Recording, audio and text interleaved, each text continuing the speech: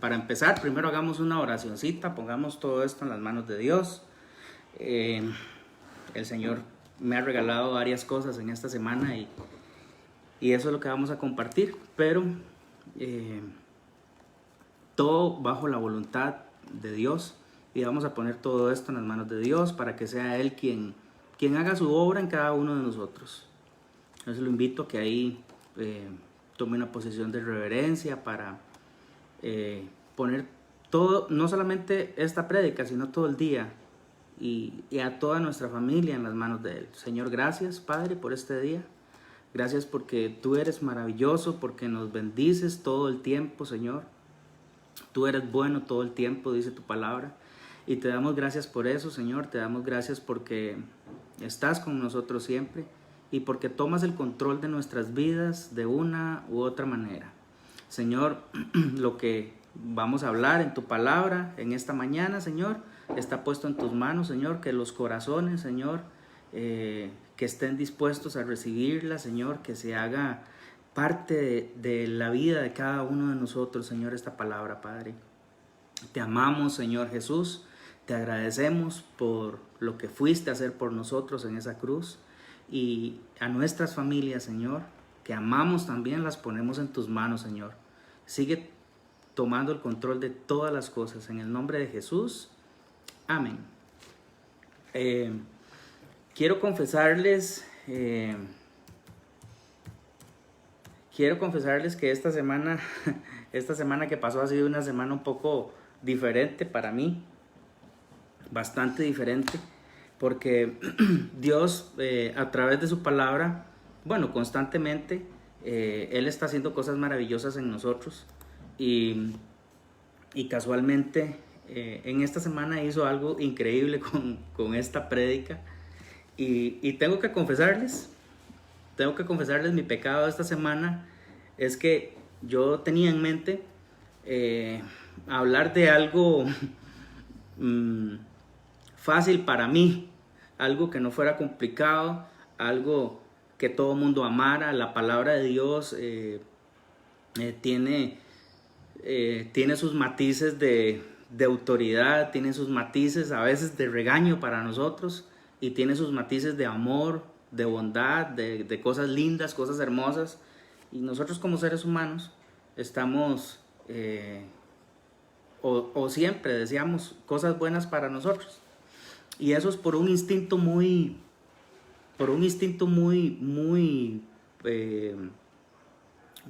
digámosle, natural o muy animal, en el sentido de que nosotros buscamos lo mejor siempre para nosotros. Queremos estar bien y es un sentimiento que es un poco egoísta. Les confieso que eso pasó conmigo porque yo quería buscar algo fácil, algo que todo el mundo amara, algo que todo el mundo quisiera escuchar. Y Dios me dio una gran lección en esta semana por esa misma razón. Y el tema que voy a hablarles hoy, le puse como título "Cómo vencer el pecado". Y con lo que les estaba diciendo anteriormente, a veces uno no quiere tocar temas un poco controversiales, sobre todo porque es la primera vez que lo estoy haciendo, digamos, un domingo por este medio, y yo hubiera querido que fuera otra cosa, pero Dios no. El lunes me acosté y no tenía nada en mi mente, no me salía nada de la mente, y yo decía: Señor, ¿qué es esto? Oré, me acosté tarde, no pude dormir. Y yo decía: Señor, ¿cómo puede ser posible que no tenga nada en mi mente? ¿Cómo es que puede ser que esto sea así? Quiero hablar algo lindo, quiero que tu pueblo escuche algo lindo, algo hermoso.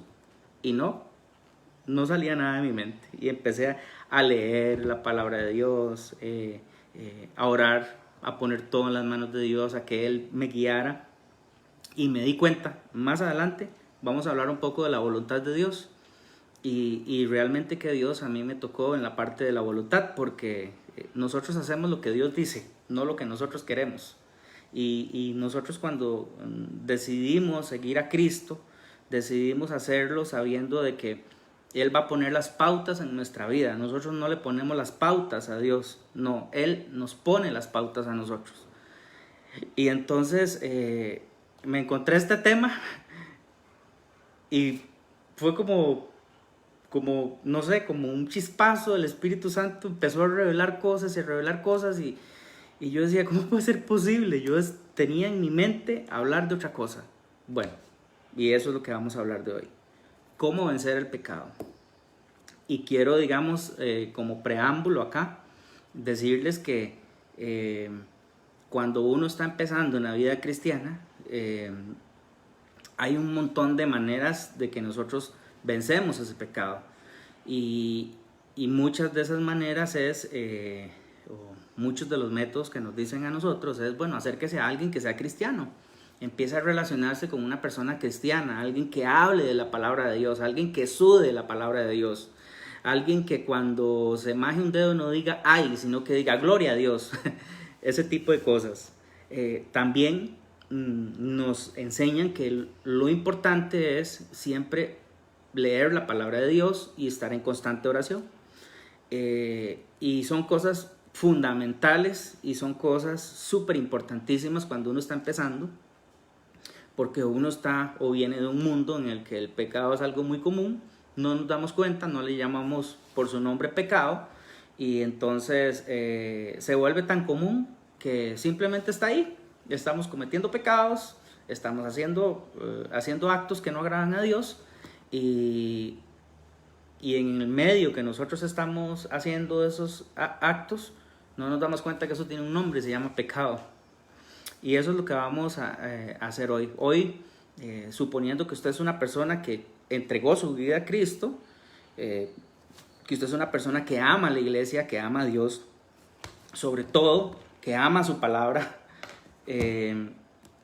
vamos a hablar de lo que Dios hace a las personas que ya están en un ámbito cristiano, por decirlo de alguna otra manera. Como les decía, esto le puse por título Cómo vencer el pecado, y vamos a estar en Primera de Pedro 4 del 1 al 6. Nos vamos a mantener así, ahí, básicamente. Vamos a movernos en la Biblia un poquito, en algunos versículos, pero la mayoría del tiempo o esta prédica está basada en Primera de Pedro 4 del 1 al 6. Es lo que vamos a estar estudiando. Me inquieté un poco en estos días porque escuché hablar de un pastor que se llama John, digámosle John nada más, y empecé a investigar un poco de él y me pareció algo interesante, algo que encontré en una de sus prédicas. Él hace mención a un libro. Ese libro se llama La plaga de plagas y fue escrito en 1669 por un señor que se llama Ralph Benning. Este señor, primero que nada investigué, ¿verdad? Fue un cristiano, de la época medieval en Inglaterra, y en un extracto de lo que él escribió dice así: en general, el pecado es el peor de los males, lo malo de lo malo, y de hecho lo único malo. Nada es tan malo como el pecado. Nada es malo más que el pecado. Así como los sufrimientos de este tiempo presente no son dignos de ser comparados con la gloria que será revelada en nosotros, así tampoco los sufrimientos de esta vida ni de los que están por venir son dignos de ser comparados con el mal del pecado. Ningún mal es tan desagradable a Dios ni tan destructivo para el hombre como lo es el mal del pecado. El pecado es peor que la aflicción, que la muerte, que el diablo, que el infierno. La aflicción no trae tanto sufrimiento, la muerte no es tan mortal, el diablo no es tan diabólico, el infierno no es tan infernal como sí lo es el pecado.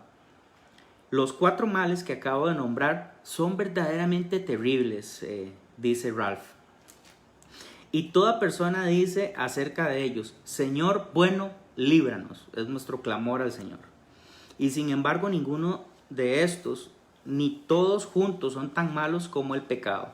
Por lo tanto, nuestras oraciones deben estar más concentradas en ser liberados del pecado. Y si Dios no va a escuchar ninguna oración más que esta, debemos orar: Te rogamos, óyenos, Señor, óyenos, buen Señor. Y fin de la cita.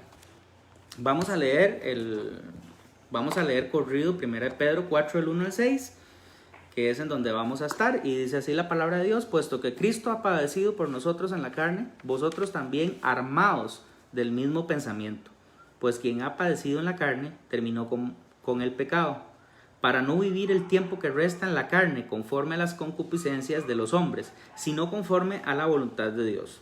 Baste ya el tiempo pasado para haber hecho lo que agrada a los gentiles, andando en lascivias, concupiscencias, embriagueces, orgías, disipación y abominables idolatrías. A estos les parece cosa extraña que vosotros no corráis con ellos en el mismo desenfreno de disolución, y os ultrajan, pero ellos darán cuenta al que está preparado para juzgar a los vivos y a los muertos, porque por esto también ha sido predicado el evangelio a los muertos, para que sean juzgados en carne según los hombres, pero vivan en espíritu según Dios.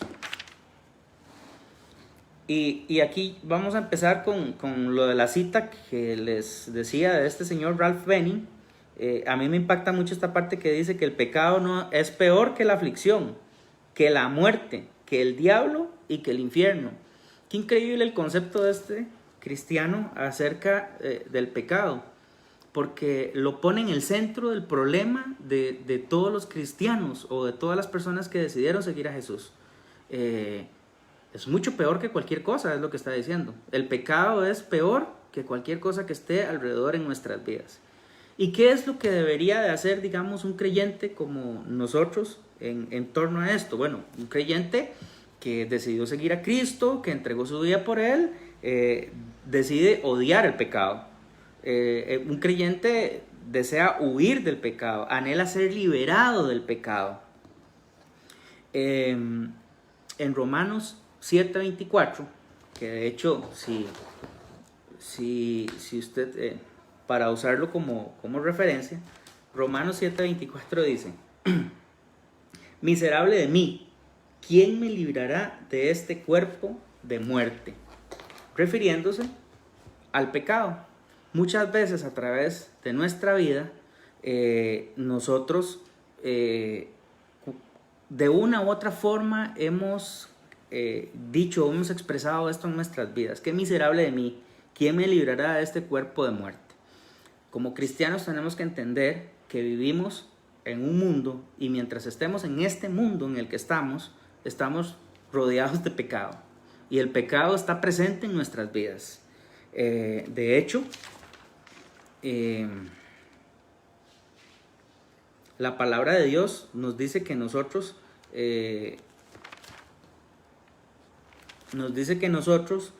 mientras estemos acá, tenemos pecado. ¿Qué es lo que sucede acá? Nosotros deberíamos, como cristianos, anhelar estar liberados de la esclavitud del pecado. Nosotros tenemos que odiar el pecado. Y esa es la premisa de esto. Pero como les decía, recordemos el título: ¿cómo vencer el pecado? Necesitamos entender, nosotros no podemos ir a la guerra y decir: bueno, voy a ir a Afganistán y voy a ir a pelearme con todos los afganos, porque sí, porque son enemigos, me mandaron un mensaje y dijeron que soy su enemigo, entonces tengo que ir allá a Afganistán y pelear contra todos ellos. ¿Qué hace una persona cuando está en esa posición? Bueno, en este caso, ¿qué hace una nación? Estudia al enemigo. Lo primero que hace es entender cómo funciona el enemigo, entender qué hay detrás del enemigo, para así entonces decir: ok, ya lo conozco, ya sé cuáles son sus puntos fuertes y ya sé cuáles son sus puntos débiles. Lo mismo sucede con el pecado. Usted no se enfrenta a algo que usted no conoce. Usted lo primero que hace es conocer eso, entender cómo funciona ese mundo. Entonces, en eso es lo que estamos. Si nosotros entendemos esto y nos damos cuenta que en la vida de los cristianos el esfuerzo más grande que debe tener un cristiano, o el esfuerzo o el trabajo más fuerte que tiene un cristiano, es: ¿cómo hago para alejarme del pecado? ¿Cómo hago para quitar el pecado de mi vida? Y eso es lo que estamos estudiando. Entonces, primero vamos a conocerlo. Primero vamos a conocer ese pecado. Y nosotros para esto necesitamos tener tres perspectivas o tres tiempos en el que sabemos que el pecado está o que el pecado va a venir. El tiempo futuro, el tiempo presente y el tiempo pasado. Todos esos tiempos son muy importantes en nuestras vidas para entender cómo funciona el pecado. ¿Por qué el tiempo futuro? Bueno, la palabra de Dios dice que nosotros tenemos que estar alertas contra el pecado que aún no llega. ¿Dónde lo vemos? Bueno, busquemos Mateo 26, 41.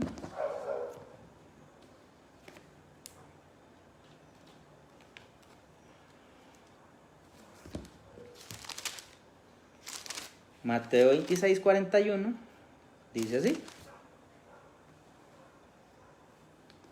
velad y orad para que no entréis en tentación. El espíritu a la verdad está dispuesto, pero la carne es débil. La palabra de Dios nos muestra de que nosotros tenemos que estar constantemente en oración, constantemente alimentándonos de la palabra de Dios. ¿Para qué? Para lo que va a venir a futuro. Usted ora hoy para estar preparado para mañana. Usted ora hoy para tener fortaleza mañana. Usted ora hoy para tener una comunión con Dios y sabe que mañana va a venir alguna cosa que tiene que enfrentar y entonces usted va a estar preparado. Eso es lo que nosotros estamos tratando de buscar. Tenemos que tener, aparte del sentido futuro, tenemos que tener un sentido presente. Dice así: tenemos que ver lo que nos rodea para no ser engañados de manera ingenua. Porque el enemigo anda ahí rondando como león rugiente, dice la palabra de Dios. Entonces tenemos que estar también preparados en el momento, porque el pecado llega en cuestión de segundos y usted está en medio de un pecado, o el pecado está rondándolo a usted, ¿verdad?, para atraparlo. En Romanos 12:9, la palabra dice así. Vamos a ir a buscarnos Romanos.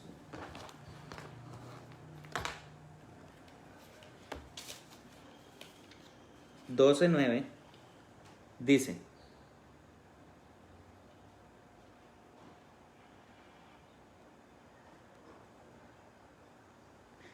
en la segunda parte del versículo dice: aborreced lo malo y seguid lo bueno.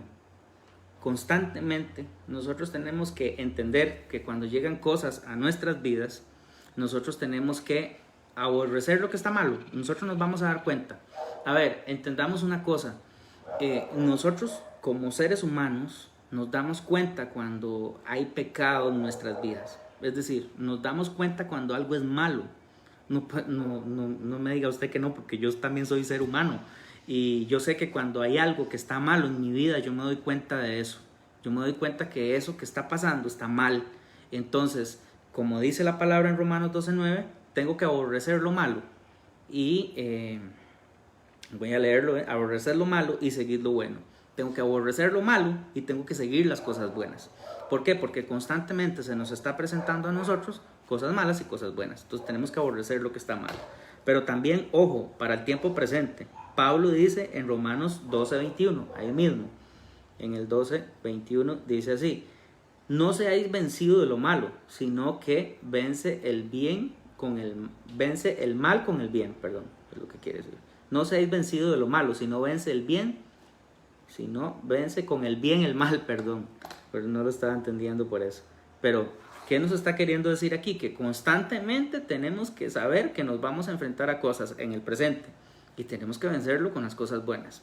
Que me invitan y me dicen: mira, vamos y tomemos, emborrachémonos, vamos a una fiesta y nos emborrachamos. Y entonces yo le digo: no, más bien te invito a ir a la iglesia, o te invito a ir a mi casa para que leamos la Biblia.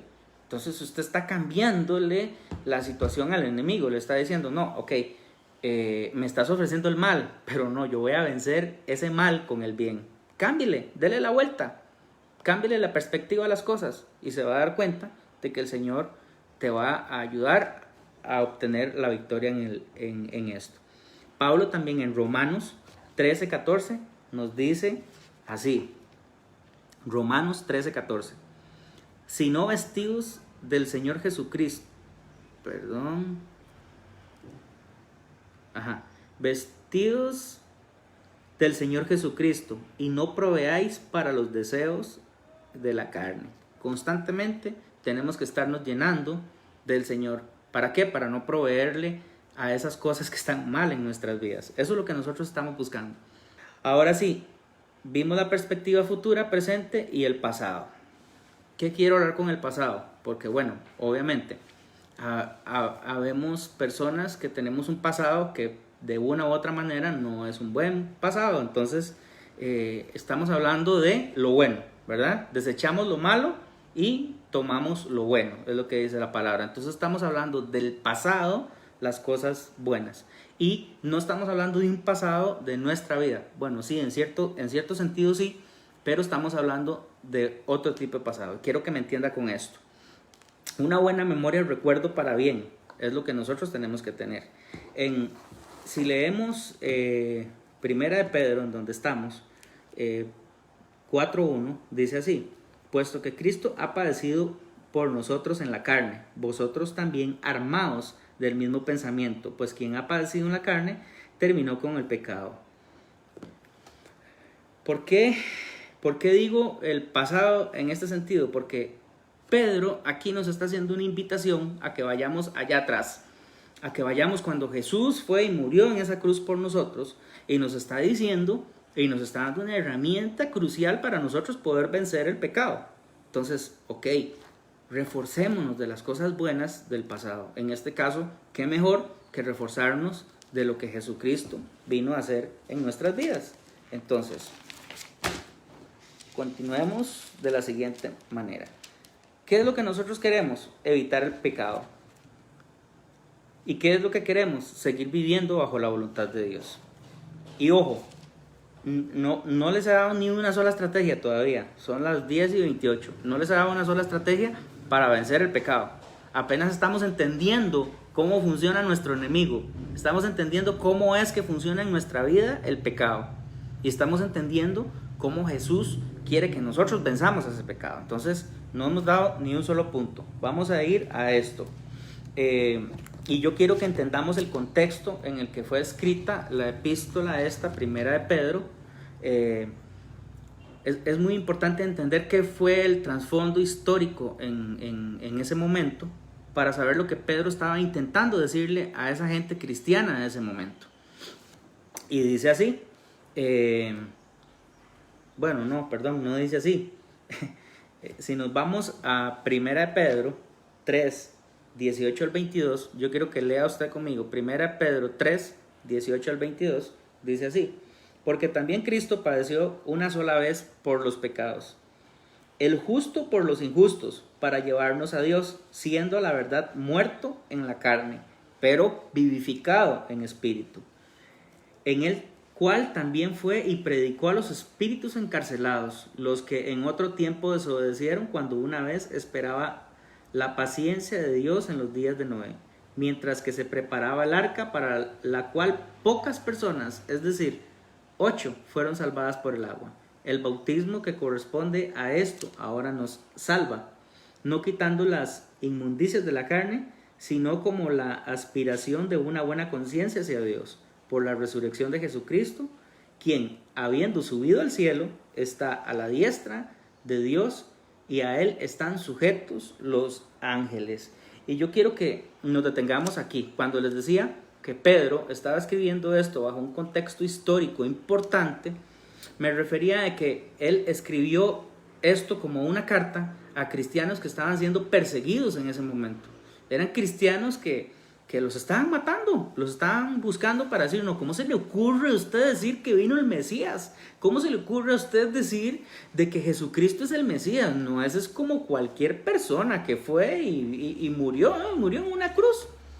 Eso era lo que Pedro estaba intentando decirle al pueblo, que ese pueblo que estaba siendo perseguido en ese momento les estaba dando una clave importantísima. Como los estaban matando, entonces Pedro lo que hizo fue recordarles. ¿Y qué les recordó? Puesto que Cristo ha padecido por nosotros en la carne, vosotros también armados del mismo pensamiento. ¿Qué quiere decir esto? Que Cristo ha padecido por nosotros en la carne. Quiere decir, y no voy a redondear mucho el tema, quiere decir que Cristo murió por causa del pecado.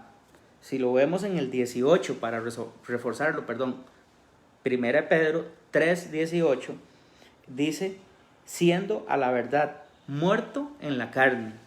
Y en 1 Pedro 4:1 dice, Cristo ha padecido por nosotros en la carne. ¿Qué es lo que nos lleva a nosotros a esto? Bueno, a entender que Cristo murió por una causa, dice. Vosotros también armaos, ojo lo que dice, armaos del mismo pensamiento. ¿Y qué significa esto? Bueno, antes de esto entendamos que bueno, como estos cristianos sufrían, nosotros también muchas veces sufrimos. ¿Por qué? Porque en el mundo hay personas que nos dicen, es que usted es un pandereta, es que usted es aquí, es que usted es allá, y ahí hay una cierta persecución. Y tal vez en nuestro país nosotros tenemos la bendición de que no sea igual que en otros lugares, pero hay persecución de una u otra manera. Entonces, vean qué bonito esto. Cristo ha padecido por nosotros en la carne, significa muerte, en otras palabras. Significa que murió por nuestros pecados. ¿Y qué significa armados del mismo pensamiento? Bueno, armados para traerlo a un término mucho más presente, más sencillo de entender, es un soldado que usa armas para pelear. Armado significa eso, armados está hablando de guerra, está hablando de soldados, está hablando de ese ámbito. Entonces está diciendo que armados es un soldado que usa sus armas para pelear. Así como en Efesios 6:11, la palabra de Dios dice que nosotros tenemos que vestirnos de toda la armadura de Dios. Y ahora yo les hago una pregunta, ¿por qué tenemos que armarnos? ¿Y por qué tenemos que vestirnos con una armadura, como dice Efesios 6:11? ¿Por qué tenemos que hacer eso? Muy sencillo, ¿para qué se usan esos términos? Cuando estamos en medio de una batalla y necesitamos pelear en contra de algo, ¿verdad? Entonces, nuestra vida, y eso es a lo que quiero llegar, nuestra vida es una batalla. Y lo que Pedro está diciéndole aquí a estos cristianos, que lo está haciendo porque los están matando esos cristianos, lo que les está diciendo es, ármense con el mismo pensamiento. ¿Cuál pensamiento? El pensamiento de que tenemos que morir para librarnos del pecado. Ojo, y no se asuste, porque tal vez estamos acostumbrados a que cuando hablamos de la palabra muerte, nos referimos a algo malo, porque el mundo pone la muerte como algo malo y lo pone desde una perspectiva que no es la correcta. Y eso es lo que yo quiero que tratemos hoy de entender, que la perspectiva que Dios quiere que nosotros tengamos de la muerte es muy distinta. Dice aquí, armaos con la misma, y me recuerdo que Tony hace unos días predicó y habló de esta palabra. En griego dice enoia. En el griego, enoia lo que quiere decir es una misma mente, una misma idea, un mismo principio, un mismo pensamiento, ¿verdad? Entonces, leámoslo de nuevo, dice, armaos del mismo pensamiento. ¿Cuál pensamiento? Que Cristo ha padecido por nosotros en la carne. Entonces, ¿qué significa esto? Significa, en otras palabras, que usted tiene que estar dispuesto a morir por Cristo. Y entendámoslo, porque tal vez a usted le suena esto algo chocante, pero entendámoslo en el sentido en el que Pedro lo estaba escribiendo en ese momento. Habían cristianos que, como les repito, estaban siendo perseguidos, los estaban matando. Entonces Pedro lo que les estaba diciendo a ellos es, no dejen de seguir las enseñanzas que Jesús vino a decirnos, no lo hagan, no se dejen vencer. Ok, ármense con el pensamiento de Cristo. Cristo estuvo dispuesto a morir por nosotros. La voluntad de Dios era que Cristo muriera por nosotros. Y también, a la vez, la voluntad de su Hijo Jesús fue morir por nosotros. Porque pudo haberlo evitado perfectamente, pero no lo hizo. Tenía la potestad y tenía el poder para eso, pero no lo hizo. ¿Por qué no lo hizo? Porque quería que nosotros obtuviéramos esa salvación del pecado. Ahora tenemos una esperanza distinta en Dios, una esperanza que nos hace a nosotros transportarnos a un futuro en el que vamos a estar con Cristo sin pecado, sin un montón de cosas y sufrimientos. Entonces, quiero también que entienda, ok, sí, ahora ya caímos en una razón muy importante acerca del pecado. La única manera de librarnos del pecado es muriendo. También en cierto sentido, Pedro eso era lo que le estaba diciendo a su pueblo. ¿Quiere librarse del pecado? No lo vas a lograr hasta que estés muerto. Entonces, eso es algo muy importante que nosotros tenemos que entender. Pero ojo, si nos devolvemos al 1 de Pedro 3, 18, vemos que a pesar de que hubo un gran sufrimiento en ese momento, a pesar de que Cristo tuvo un sufrimiento grandísimo en ese momento, también en el mismo momento tuvo un triunfo. ¿Y sobre qué triunfó? Veamos como dice 1 Pedro 3:18, al final del versículo dice, siendo la verdad muerto en la carne, pero vivificado en espíritu. Y ojo aquí, nosotros tenemos que tener claro que como cristianos, y por las evidencias que en la palabra de Dios hay, y también tenemos que tener claro que no son las evidencias de una sola persona, son las evidencias escritas en la palabra de varias personas, varios puntos de vista que lo vieron diferente.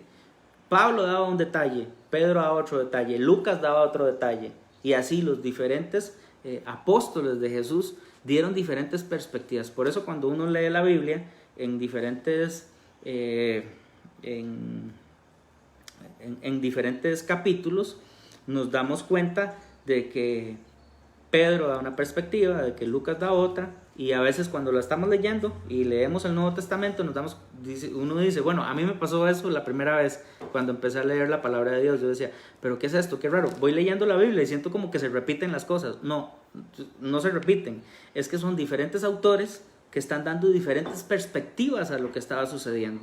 ¿Cómo sabemos que es real y que es cierto?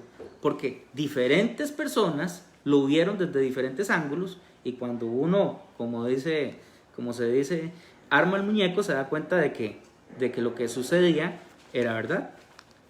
Todos fueron testigos de que Jesús resucitó de los muertos. Entonces tenemos clara nuestra esperanza, que Jesús vino y venció al mundo, Jesús vino y venció el pecado, y después de que murió se libró de ese pecado. Y esa es la mentalidad que nosotros tenemos que tener. Y por eso es que en este caso nosotros estamos completamente tranquilos. Los cristianos no le tenemos miedo a la muerte, no le tenemos miedo a eso. ¿Por qué? Porque un cristiano sabe que después de la muerte viene la esperanza de la salvación, la libertad del pecado. Eso era lo que Pedro en este primer versículo estaba tratando de decirles. Cuando Cristo murió por tu pecado y por el mío, Él vino a ser libre del pecado. Y bueno, entendamos una cosa, Jesús no pecó, él cuando estuvo en este mundo no pecó, y esa fue la razón principal por la que el pecado fue vencido del mundo. Y en el momento que Él murió se rasgó el velo en dos, ya no había que hacer grandes filas, ir a esperar detrás de ese velo a que saliera el sacerdote para que pidiera perdón por mis pecados. No, ahora yo tengo un acceso directo a Dios, donde quiera que esté, donde quiera que yo vaya, puedo cerrar mis ojos y decirle, Señor, aquí estoy, ayúdame a que todas las cosas que están a mi alrededor salgan bien, bla, bla, bla, y usted habla con el Señor. Tenemos ese acceso directo. Eso fue lo que vino a hacer Jesús, a romper con ese pecado, a darnos una esperanza, a mostrarnos que así como Él también murió, que después de que Él murió resucitó, y a decirnos que hay una vida después de esto, con todas las evidencias que hay en la palabra de Dios. Los discípulos sabían esto, y hay muchas personas que sabían esto y estaban dispuestos a morir por esto. Entonces yo le voy a decir algo que puede ser controversial muchísimo para usted, pero se lo voy a poner desde otra perspectiva. Si usted está en medio de una guerra contra el pecado, imagínese que usted está, como decía antes, no sé, en Afganistán, en África, en medio del mar, donde usted quiera, imagínese cualquier lugar, y usted está peleando contra alguien, o alguien viene a atacarlo a usted, y esa persona lo amenaza a usted de muerte, pero usted es una persona cristiana que practica, lee la Biblia, ora constantemente, y esa persona viene y lo amenaza a usted de matarlo, entonces dentro de usted, ¿qué sucede? ¡Ay, me va a matar, estoy asustado, ahora no sé qué hacer! ¿Eso es lo que sucede con usted? No, como cristiano usted le dice, no, un momento, entienda quién soy yo, entienda de que soy un hijo de Dios, entienda que amo a Dios, amo a su palabra, no le tengo miedo a usted y no le tengo miedo a la muerte. ¿Por qué una persona tiene capacidad para eso? ¿Por qué los mártires que han ido a diferentes lugares a predicar de la palabra de Dios, por qué no le tienen miedo a la muerte? ¿Se ha preguntado usted alguna vez eso? Porque tienen claro esta palabra de Dios, tienen claro esto que Pedro estaba diciendo aquí, tienen claro que una vez que una persona se muere, está libre de pecados y ha cumplido el máximo propósito de un cristiano en esta vida. Logramos librarnos del pecado. Recuerde, mientras estemos aquí, vamos a estar batallando contra el pecado. Y lo que estamos es buscando una estrategia para librarnos de ese pecado. Es lo que estamos tratando de hacer. Entonces, ¿por qué los mártires no tienen miedo a morir? Por esa razón. ¿Por qué las personas no deberían de tenerle miedo a la muerte? ¿Y por qué uno no debería de sentirse triste por alguna persona que ya murió? Porque sabemos de que después de la muerte hay algo más. Y si fue una persona cristiana que amó al Señor Jesucristo, como dice aquí en su palabra, entonces tenemos la fe y tenemos la esperanza de que está en un mejor lugar y que nosotros queremos llegar a ese mejor lugar también. Y que seguimos el ejemplo de esa persona que nos amó, que quiso enseñarnos de la palabra para ir a ese más allá con Cristo. Eso es lo que estamos buscando. Los discípulos sabían esto y por eso los mártires estaban dispuestos a morir. Y si usted lee, yo lo invito a que, no, tal vez no ahorita, pero sí que lea Romanos 7, y le voy a decir de qué versículo a qué versículo, para que usted se dé cuenta cómo es que funciona y opera el pecado en una persona, en un cristiano. Versículo Romanos 7, del 7 al 25. Nos explica qué es lo que pasa con el pecado. Es exactamente el versículo donde dice: miserable de mí que veo que estoy en este cuerpo, miserable este cuerpo que solo busca el pecado, donde dice todas esas cosas.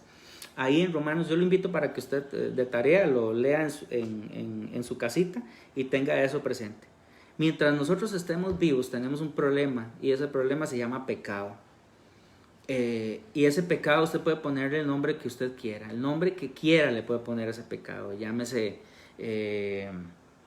deseos carnales, sexuales, llámese avaricia, llámese egoísmo, llámese pienso solo en mí, no pienso en las demás personas que están a mi alrededor, porque eso es uno de los más crudos que hay en el mundo, en el día de hoy.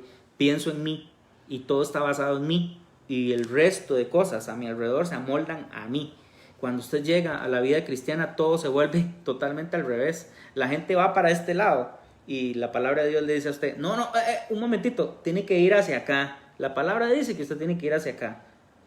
Entonces, eso es lo que sucede en la vida de un cristiano con respecto al pecado. Mientras estemos vivos, tenemos un problema y ese problema se llama pecado. Y eso es lo que tenemos que entender. Ya conocemos el pecado, ya entendemos que el pecado funciona de esa manera, opera de esa manera. Y en la palabra de Dios, para hablar del pecado, podemos durar todo el día hablando de pecado. Y sí, esto del tema de la muerte a muchos les suena extraño, y les suena extraño precisamente por esa razón, porque no entienden ese punto equidistante, ese cambio, esa esperanza que nosotros como cristianos tenemos. Y es por eso que puede sonar un poco chocante. Ya en 1 Pedro 4:2, que es donde estamos, en los versículos que estamos, si a usted le suena extraño este tema de la muerte, yo le quiero decir, bueno, ¿cómo se relaciona esto con el tema del pecado? Okay, entiendo que la única manera de quitarme y librarme del pecado es muriendo físicamente. Entonces, ¿pero qué tiene que ver esto con mi vida en la lucha contra el pecado? Muy sencillo.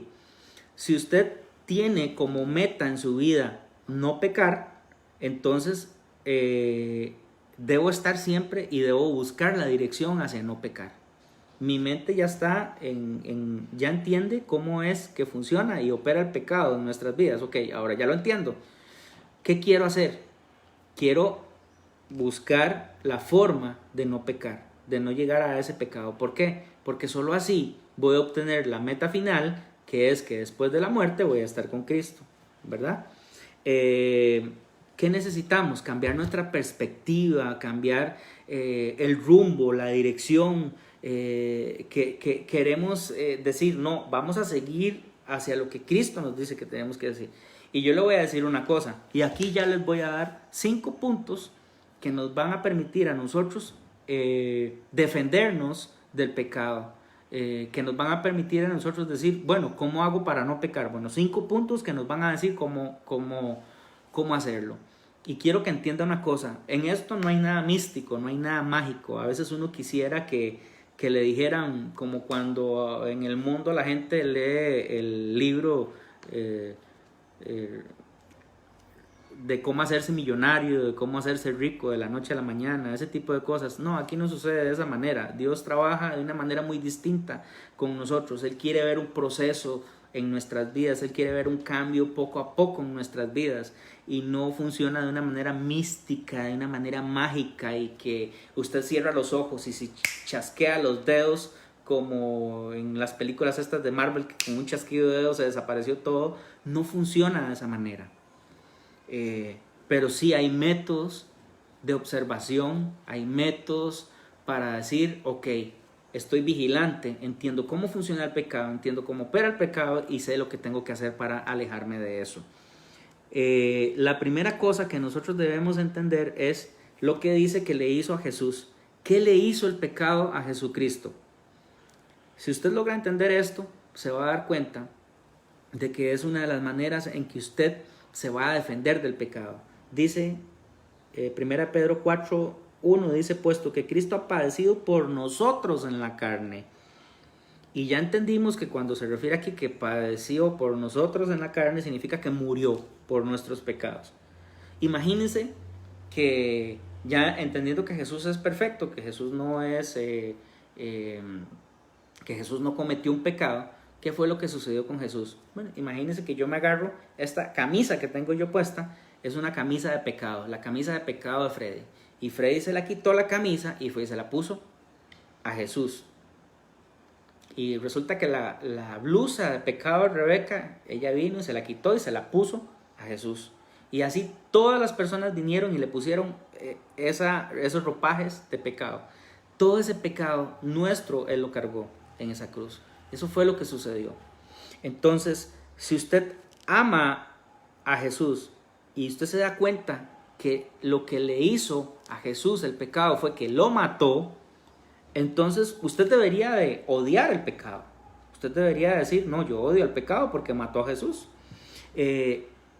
También usted puede decir, póngase en la mente, si usted puede, en el momento que usted está disfrutando del pecado o va a pecar, porque como les decía al principio, nosotros nos damos cuenta cuando vamos o estamos pecando. Entonces, póngase en la mente a Jesús en ese momento y diga, ¿qué le hizo el pecado a Jesucristo? Lo mató.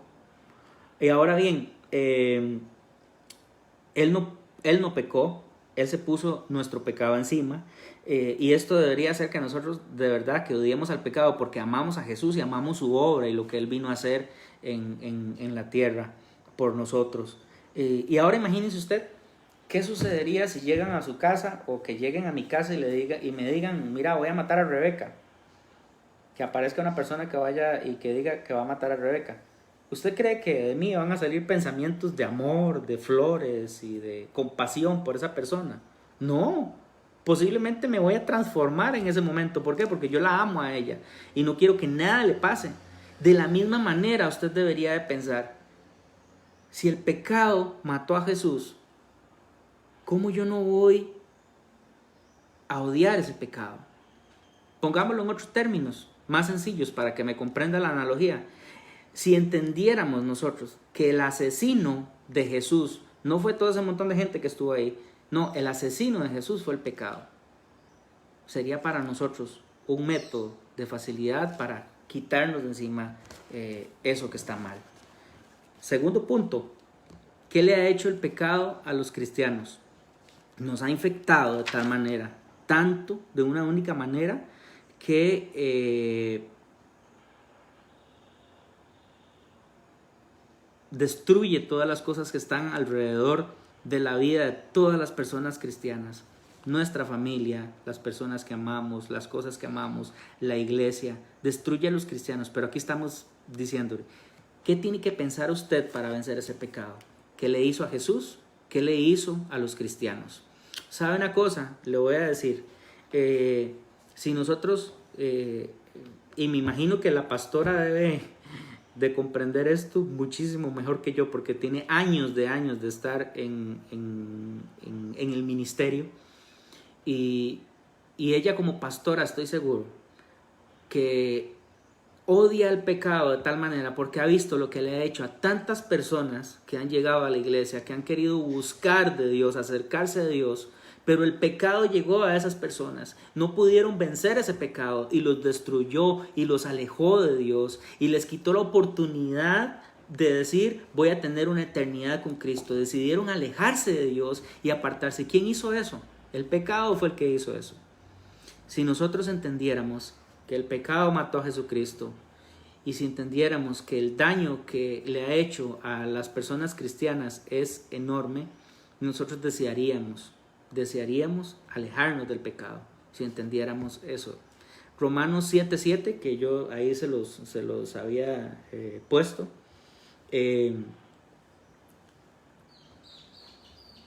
Bueno, en el 7:24 dice así, perdón. Miserable de mí, ¿quién me librará de este cuerpo de muerte? El daño que ha causado en tantas vidas que se han acercado a Dios ha sido enorme, ha sido desastroso, y no queremos que eso siga pasando. Por eso necesitamos entender cómo funciona el pecado, necesitamos entender qué tiene el enemigo y qué no tiene para nosotros poderlo destruir, para encontrar sus puntos débiles y destruirlos. Porque cuando uno está en el mundo, uno peca, pero no sabe que eso es pecado. No sabía que tenía un nombre, tal vez. Bueno, tal vez sí, porque se habla mucho, pero no sabía qué significaban las cosas malas que uno hace. Pero uno sabe conscientemente, en la conciencia uno sabe que está haciendo las cosas que no están bien. Y por esta razón nosotros deberíamos de odiar el pecado. Punto 3. ¿Qué le hace el pecado a Dios? En 1 Pedro 4:2, ahí mismo en el estudio que estamos, dice, para no vivir el tiempo que resta en la carne, conforme a las concupiscencias de los hombres, sino conforme a la voluntad de Dios. Entonces, ojo el contraste aquí. O vivo en las concupiscencias del hombre, o vivo en la voluntad de Dios. ¿Qué le hace el pecado a Dios? El pecado viola la voluntad de Dios, quita la voluntad que Dios tiene sobre nosotros. El pecado hace que nosotros nos apartemos. Y aquí sí me voy a detener un poco y le voy a pedir que pacientemente usted busque unos versículos. Mateo 7:24. Vamos a buscar primero. Mateo 7:24. Mateo 7:24 dice... Estamos hablando de cómo es que funciona la voluntad de Dios. Estamos hablando de que si entendemos que a Dios el pecado lo daña porque viola su voluntad, entonces vamos a ver qué dice la palabra de Dios acerca de la voluntad. Dice, cualquiera pues que me oye estas palabras y las hace, le compararé a un hombre prudente que edificó su casa sobre la roca. Descendió la lluvia y vinieron ríos y soplaron vientos y golpearon contra aquella casa y no cayó, porque estaba fundada sobre la roca. Pero cualquiera que me oye estas palabras y no las hace, las compararé a un hombre insensato que edificó su casa sobre la arena. Y descendió lluvia y vinieron ríos y soplaron vientos y dieron con ímpetu contra aquella casa y cayó y fue grande su ruina. Y cuando terminó Jesús, dejémoslo hasta ahí. Voluntad de Dios, Mateo 7:21, ahí mismo cerca. Mateo 7:21, dice así: no todo el que me dice Señor, Señor, entrará en el reino de los cielos, sino el que hace la voluntad de mi Padre que está en los cielos. Ok, vámonos ahora a Romanos 12:2. Romanos 12:2 dice así: no os conforméis a este siglo, sino transformaos por medio de la renovación de vuestro entendimiento, para que comprobéis cuál sea la buena voluntad de Dios, agradable y perfecta. ¿Cómo es la voluntad de Dios para nosotros? Es buena, es agradable y es perfecta. Usted no anhela eso. El pecado lo que le hace a Dios es violar su voluntad. Y la voluntad que Él tiene para nosotros es buena, es perfecta y es agradable. Efesios, podemos buscar Efesios 6:6. Dice así.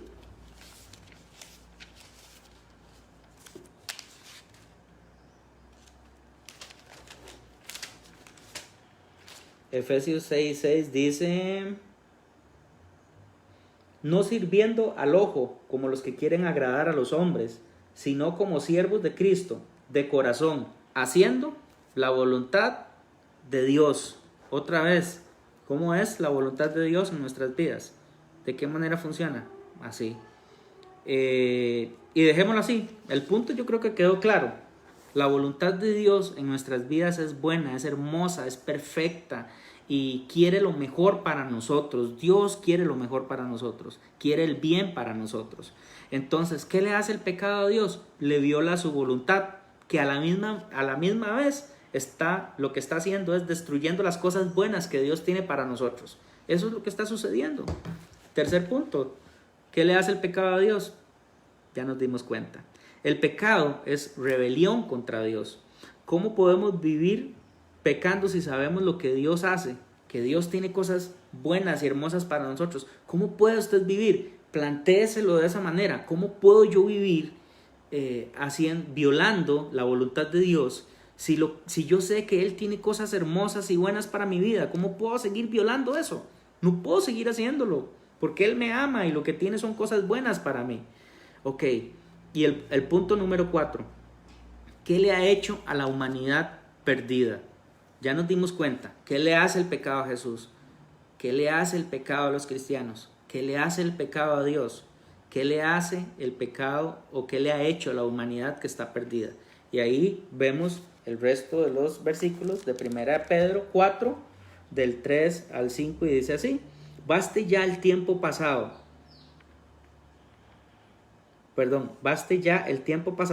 para haber hecho lo que agrada a los gentiles, andando en lascivias, concupiscencias, embriagueces, orgías, disipación y abominables idolatrías. A esto les parece cosa extraña que vosotros no corráis con ellos en el mismo desenfreno de disolución y os ultrajan. ¿Qué le hace el pecado a la humanidad? Y es interesante esta palabra que dice baste ya, refiriéndose que ya han vivido suficiente esa vida. Cuando dice baste ya, o sea, Pedro los está regañando, le está diciendo ya es suficiente de que hayan vivido esa vida de pecado, esa vida con todas esas cosas que están malas. Es suficiente.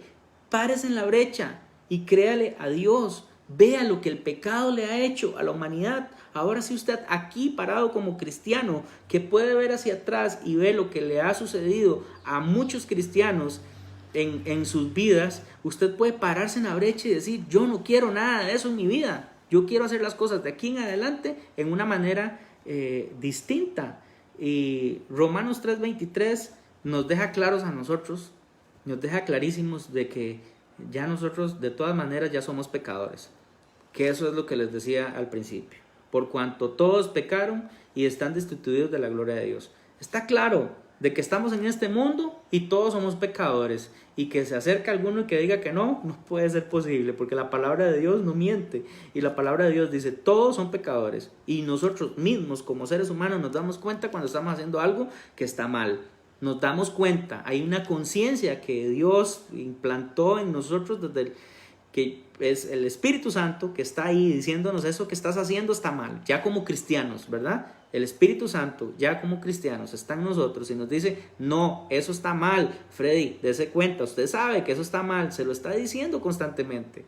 Entonces, ¿qué le ha hecho a la humanidad el pecado? Y ahora sí, usted, dése vuelta, fíjese hacia atrás, ¿qué le ha hecho? Dice: lascivias. Recordemos lo que nos hizo antes cuando estábamos perdidos. ¿A qué se refiere ahí en ese versículo con lascivias?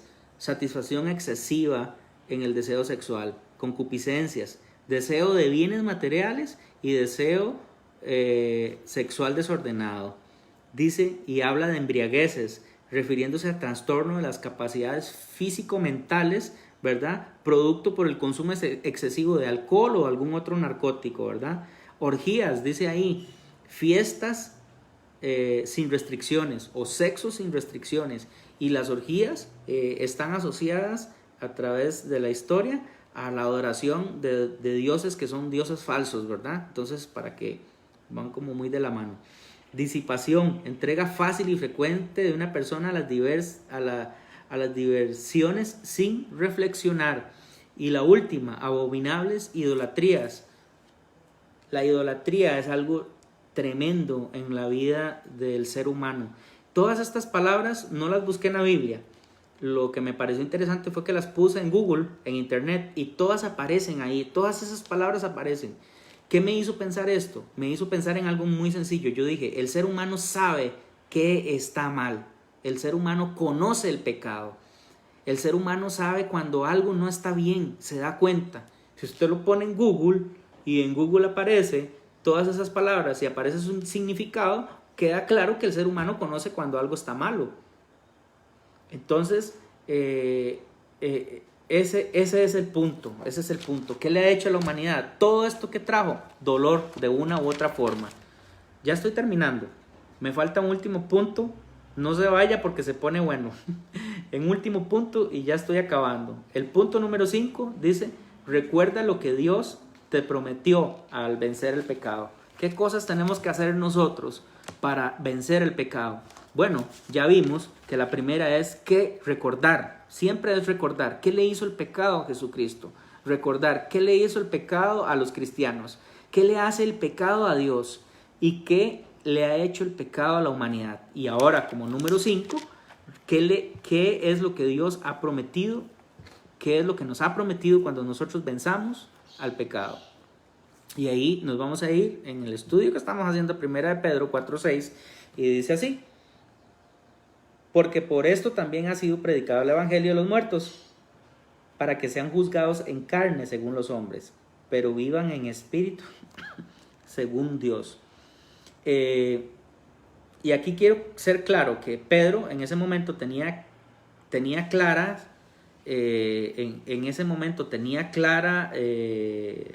Pedro, o tenía en su mente a las personas creyentes que habían oído el evangelio y que ya habían muerto. Se estaba refiriendo a eso y estaba diciéndonos que aunque muera en la carne, vivirán por el espíritu. Estaba diciéndolo. Con la muerte podemos obtener perfección y vida eterna. Está recordándonos que cuando usted venza el pecado, usted va a tener una perfección y va a tener una vida eterna. Aquí en 1 Corintios 15, del 42 al 49, busquémoslo un momento, un par de minutos no nos van a dañar. 1 Corintios 15, del 42 al 49, dice así: así también la resurrección de los muertos. Se siembra en corrupción, resucitará en incorrupción. Se siembra en deshonra, resucitará en gloria. Se siembra en debilidad, resucitará en poder. Se siembra en cuerpo animal, resucitará en cuerpo espiritual. Hay cuerpo animal y hay cuerpo espiritual. Así también está escrito: fue hecho el primer hombre, Adán, alma viviente; el postrer Adán, espíritu viviente. Mas lo espiritual no es lo primero, sino lo animal, luego lo espiritual. El primer hombre es de la tierra terrenal, el segundo hombre, que es el Señor, es del cielo. ¿Cuál el terrenal? Tales también los terrenales. ¿Y cuál el celestial?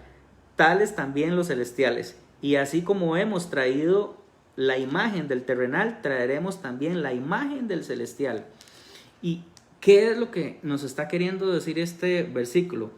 Hasta en el momento en el que nosotros morimos, hasta en ese momento que nos morimos, es que recibimos un cuerpo que va a ser un cuerpo honorable, imperecedero, glorioso, poderoso, espiritual, celestial. Eso es lo que nos está diciendo. ¿Qué dice el punto número 5 que les estaba diciendo a ustedes? tenemos que recordar lo que Dios nos ha prometido en su palabra que va a suceder al vencer el pecado. Y ahí recordémonos también de la resurrección de Jesucristo. Recordémonos, como les decía antes, que la resurrección de Jesucristo es una evidencia que fue vista por montones de ojos en ese momento, pero que en la Biblia está escrita como los diferentes apóstoles que hablaron y vieron el momento de la resurrección, la ascensión de Jesucristo, la vieron diferentes testigos. Es claro de que eso es lo que sucede, es claro que esa es la promesa que Dios nos da a nosotros. Entonces, ahora sí, para concluir, les recuerdo los puntos. ¿Qué debemos hacer para vencer el pecado? Recordemos lo que el pecado le hizo a Jesucristo. Lo mató. 2. ¿Qué le ha hecho el pecado a los cristianos? Los ha apartado, los ha hecho a un lado, los ha destruido familias. 3. ¿Qué le hace el pecado a Dios? El pecado viola la voluntad de Dios. 4. ¿Qué le ha hecho el pecado a la humanidad perdida? La destruye completamente, la vuelve fuera de sí, en otras palabras. Y recordemos como 5, ¿qué es lo que Dios nos prometió al vencer el pecado? Como conclusión, Cristo murió, pero no se quedó muerto. Su espíritu está vivo, tenemos que tener eso claro. Lo mismo pasa con nosotros. Cuando nosotros morimos, nuestro espíritu va a resucitar con Él. Ok, y como conclusión, no vencemos el pecado con magia o con métodos místicos. Lo que hacemos primero es conocer cómo funciona y cómo opera el pecado. Ver simplemente el daño y la devastación que provoca.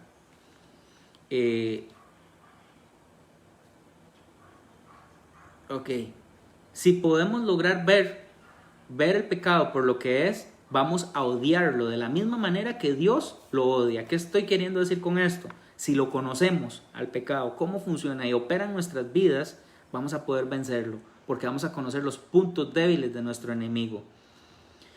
Si podemos ver lo que le hizo a Cristo, si podemos ver lo que le hace a Dios, si podemos ver cómo afecta a los creyentes, cómo destruye sus vidas, cómo destruye matrimonios, destruye familias, cómo hace que a los cristianos los retrase de ser lo que Dios quiere que sean, porque retrasa eso en la vida cristiana. A los cristianos los retrasa. Dios tiene un plan para nosotros, pero nos retrasa el pecado porque decidimos pecar, entonces nos alejamos de Dios y entonces el plan de Dios no continúa en nuestras vidas. Eso es lo que sucede.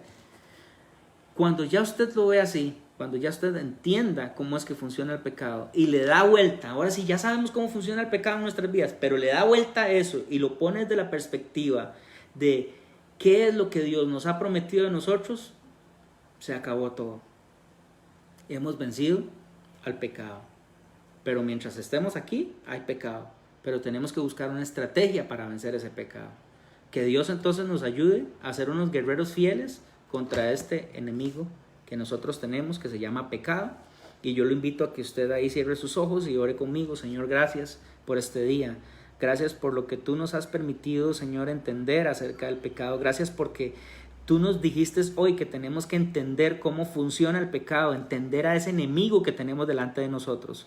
Porque solamente entendiendo cómo es que funciona, es que vamos a poder vencerlo, porque vamos a encontrar sus puntos débiles y vamos a poder acercarnos a ti, Señor, y vamos a poder ser felices mientras estemos en esta vida, como dice el apóstol Pedro en su palabra, que tenemos que buscar la manera en hacer la voluntad de Dios y no hacer la voluntad del pecado o buscar las concupiscencias del hombre, como lo dice el apóstol Pedro, Señor. Gracias porque este día es maravilloso y todos los días que restan son maravillosos, Señor. Gracias porque cuando yo venzo el pecado, Señor, mi vida a mi alrededor es mejor, es más sana y puedo tener un crecimiento en ti, Señor, porque constantemente estoy buscando tu voluntad, Padre. Te amamos, te agradecemos por este día y por las cosas hermosas que tú haces en nosotros, Señor. En el nombre de Jesús, amén. Que Dios los bendiga, los amamos.